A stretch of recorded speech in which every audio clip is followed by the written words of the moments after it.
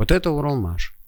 Но надо сказать, что и все остальные начали подключаться к этой теме, торговать стало некрасиво, неприлично. Но был один такой случай, к нам приезжает один известный человек, я не буду фамилию называть, и говорит мне: Андрюха, наши там барыгу швырнули, 2 килограмма героина.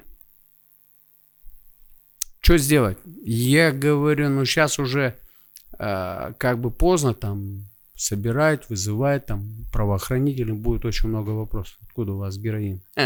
2 килограмма, особо крупный размер. Он говорит, что сделать? В унитаз. Ладно.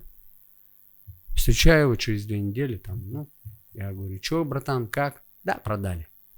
Я такой думаю, я даже говорить ничего. Уже поздно. Поздно, понимаешь? Вот такое отношение. А что такого? С работы там барыгу треснули, продали. Ужас нафиг. Ужас.